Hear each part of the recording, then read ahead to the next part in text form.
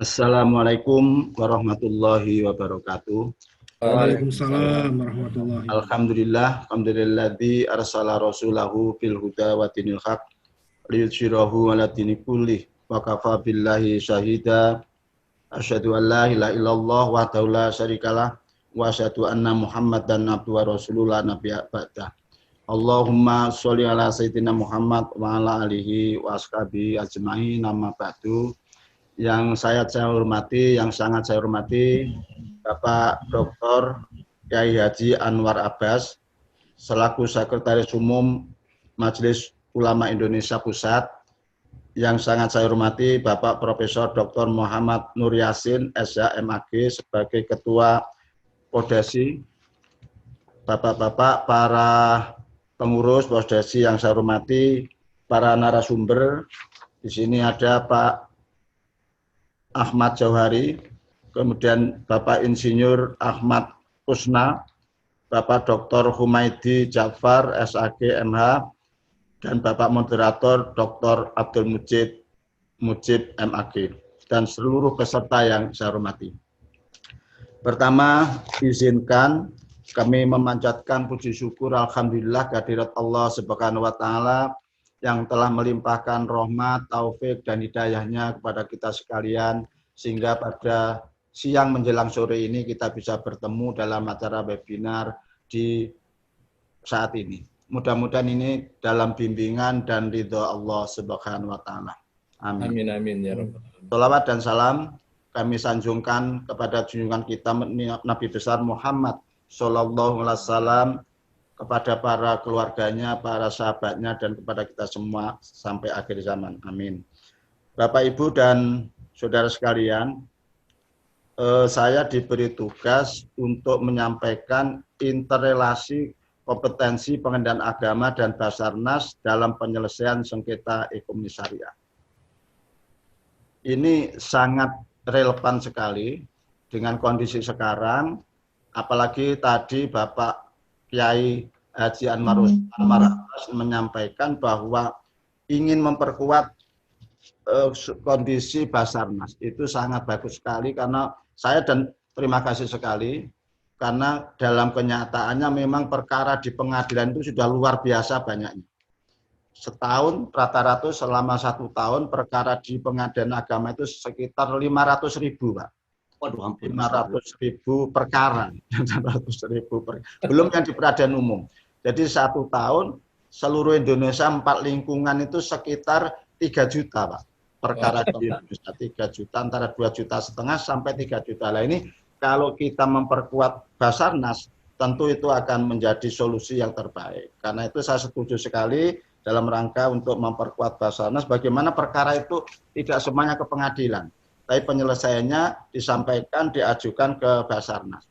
Karena itu sangat relevan dan sangat ada kaitan yang erat antara kompetensi pengadilan agama dengan Basarnas dalam penyelesaian sengketa ekonomi syariah. Apalagi setelah berlakunya putusan MK nomor 93 tahun 2012 dan kemudian ditindaklanjuti dengan peraturan Mahkamah Agung Perma nomor 14 tahun 2006. Maka sekarang ini jalur penyelesaian sengketa itu hanya ada 2.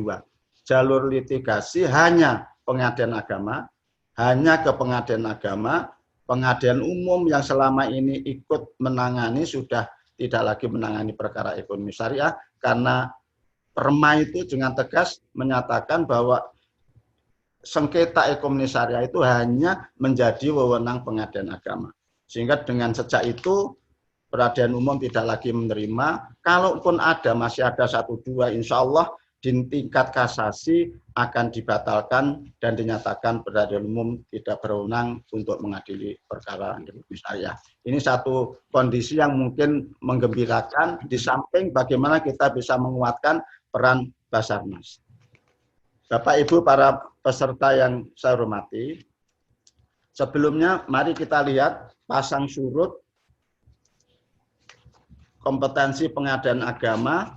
Ini di sini ada tahapan-tahapan, mulai dari Undang-Undang nomor 789 sebagaimana telah diperbarui dengan Undang-Undang nomor 3 tahun 2006. Di sana sesungguhnya wewenang mutlak sengketa ekonomi syariah itu menjadi wewenang peradilan agama. Tetapi prakteknya masih juga peradilan umum menerima perkara sengketa ekonomi syariah. Apalagi dengan diundangkannya Undang-Undang nomor 21 tahun 2008 tentang perbankan syariah. Ini menjadi legal, menjadi resmi pengadilan negeri itu mempunyai kewenangan untuk menyelesaikan sengketa ekonomi syariah khususnya di bidang perbankan. Sekalipun ini hanya di bidang perbankan syariah, tapi ini sangat penting dengan dinyatakan Perman nomor 14 2006 ini. Karena apa? Karena faktanya di pengadilan agama itu sebagian besar perkara yang sampai ke kasasi itu adalah perkara perbankan syariah. Hampir 80% perkara sengketa ekonomi syariah itu berkonsentrasi pada perbankan syariah. Perbankan syariah pun kalau dikecilkan itu konsentrasinya justru pada murabahah dan mudharabah. Ada sedikit yang lain termasuk sengketa asuransi, tetapi itu dalam konteks kontrak tambahan terhadap kontrak pokok yaitu murabahah. Karena itulah sekalipun ini hanya mengatur tentang perbankan syariah dengan tidak berwenangnya pengadilan negeri itu sangat mempengaruhi wewenang pengadilan agama dan Basarnas. Kemudian yang ketiga, pasca putusan MK nomor 93 PU garis datar tahun 2012 itu sesungguhnya pasal 55 penjelasan pasal 55 ayat 2 itu sudah dibatalkan.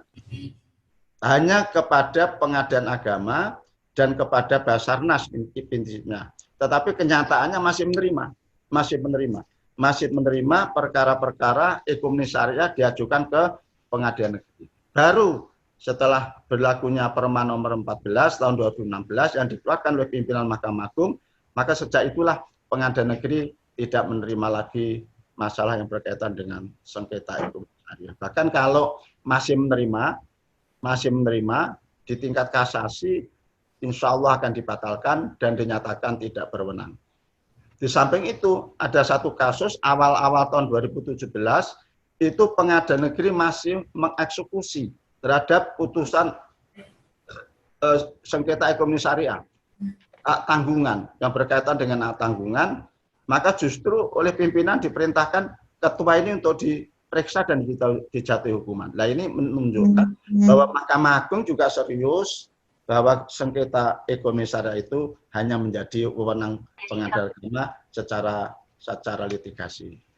Nah kemudian bagaimana kita untuk mengetahui, insya Allah Bapak Ibu sudah mengetahui semuanya, untuk mengetahui apakah sengketa ini menjadi wewenang pengadilan agama atau menjadi sengketa dan dibawa ke arbitrase.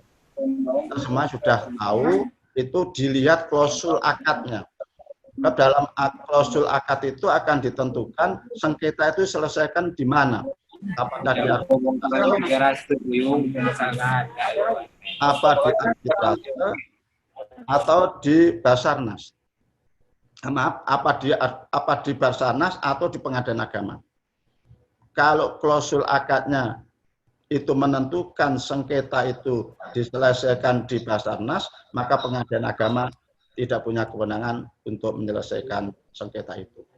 Tapi sebaliknya kalau di dalam klausul akad itu menentukan bahwa sengketa akan dibawa ke pengadilan agama, maka Basarnas mestinya juga tidak bisa menerima karena sudah ditentukan dan akhlaknya. Tetapi dalam kenyataannya, Bapak Ibu, tidak seperti itu. Dalam pengertian banyak akad itu variannya. Dalam akad-akad yang kita tangani, dalam menentukan klausul akad itu ternyata klausul sengketa dalam akad itu ternyata banyak sekali varian. Seperti yang saya katakan, satu diselesaikan lewat Basarnas. Maka itu menjadi wewenang Basarnas. Dan kalau masih ada pengadilan agama itu mengajukan, diterima dan diadili, maka insya Allah saya pastikan di tingkat kasasi mesti akan kita batalkan dan nanti akan kita nyatakan di NU. Sekalipun kadang-kadang masih ada teman-teman di Pengadilan Agama masih mencoba-coba menerima kasus yang sudah ditentukan dalam klausul akadnya itu sengketa diselesaikan Basarnas. Tapi dalam kenyataannya kasus seperti itu nanti di kasasi akan kita batalkan. Kita sudah sepakat seluruh Hakim Agung bahwa kalau itu sudah diselesaikan lewat Basarnas, maka ya itu sudah menjadi wewenang Basarnas. Kita tidak boleh menentukan atau tidak boleh menangani perkara yang sudah ditentukan dalam klausul akadnya itu memilih Basarnas. Kemudian yang kedua, Pengadilan Agama.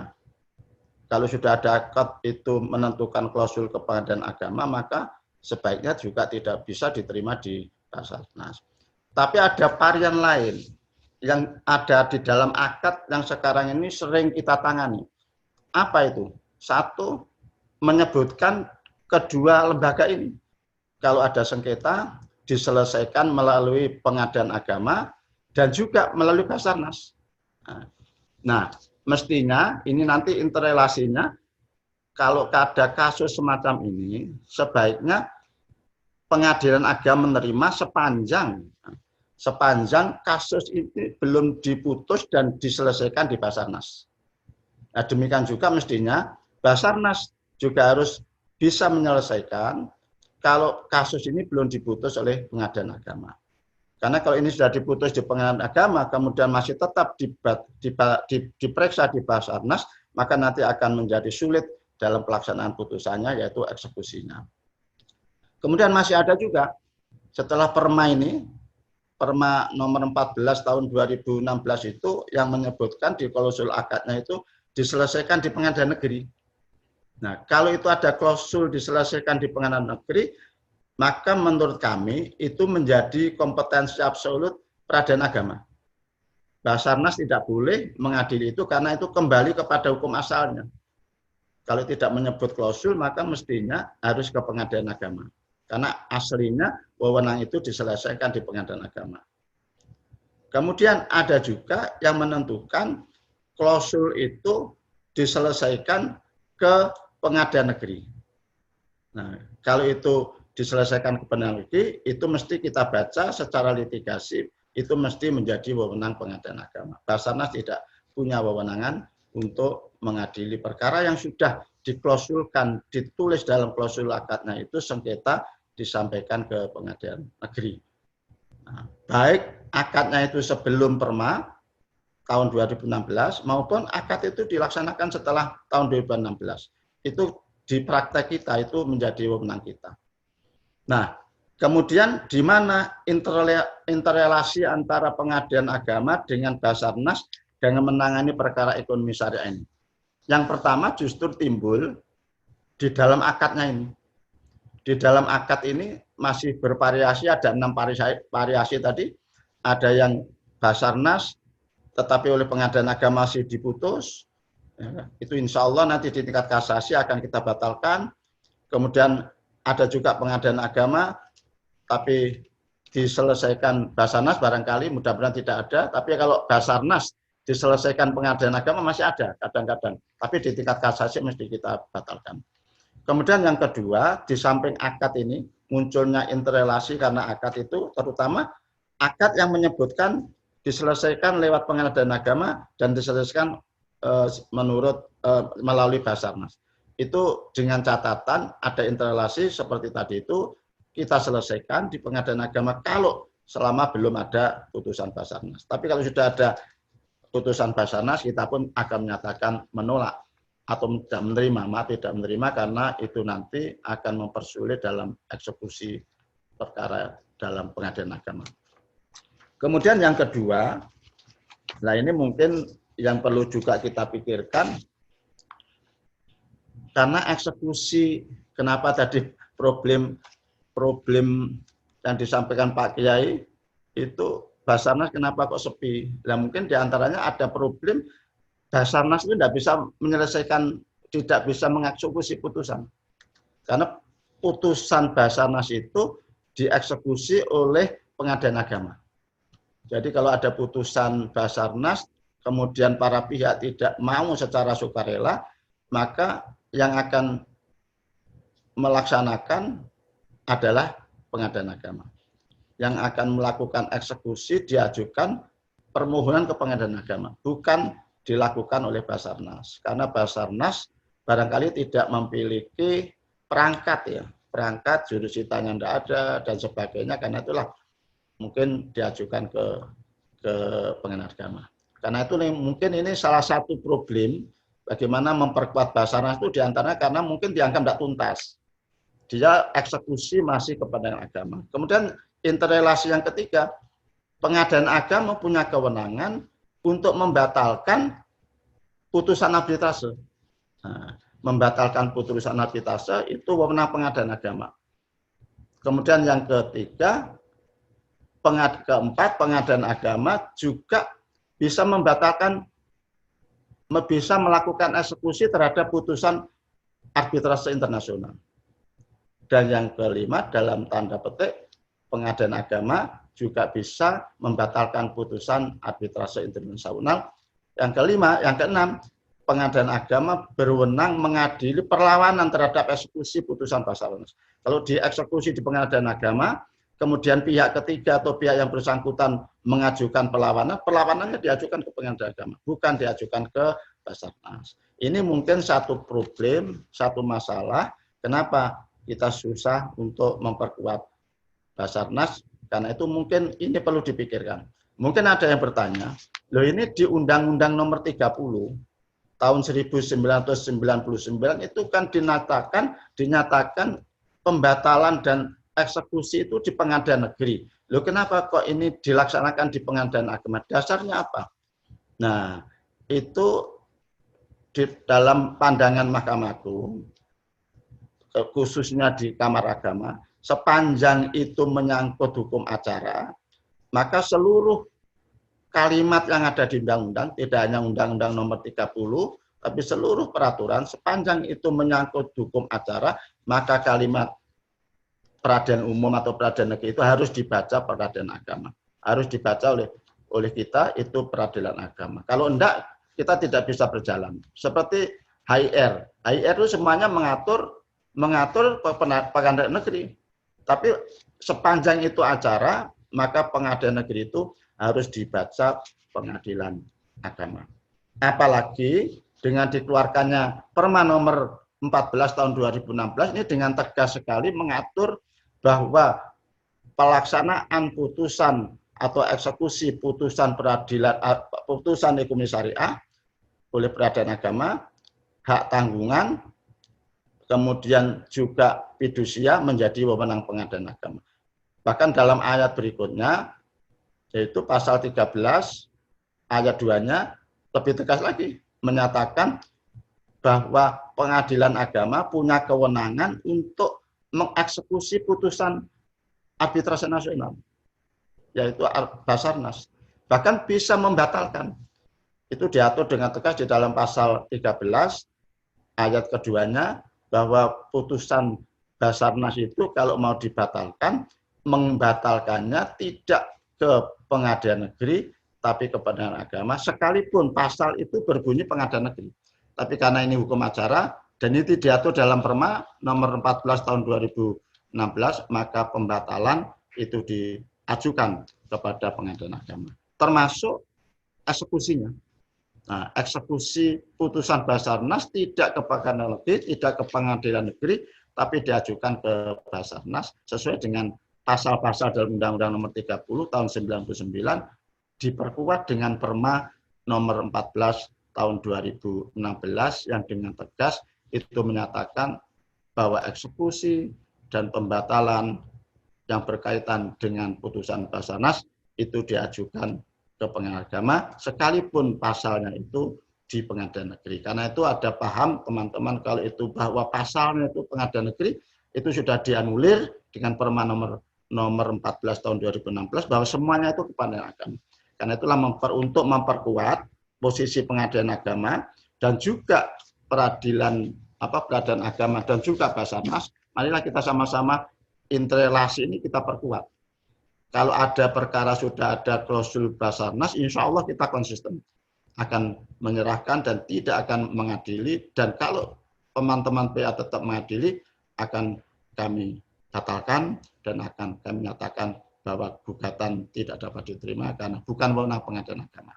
Insya Allah dengan kita kerjasama antara Basarnas dengan pengadilan agama, mudah-mudahanlah kita samping masing-masing akan memperkuat diri kita, Basarnas kuat, kemudian juga pengadilan agama kuat dalam rangka kita menyelesaikan sengketa ekonomi syariah demi untuk masyarakat dan umat kita.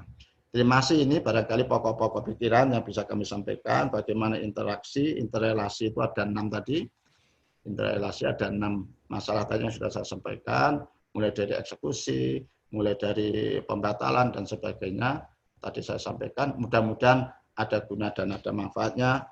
Terima kasih, billahi sabil haq, wassalamualaikum warahmatullahi wabarakatuh.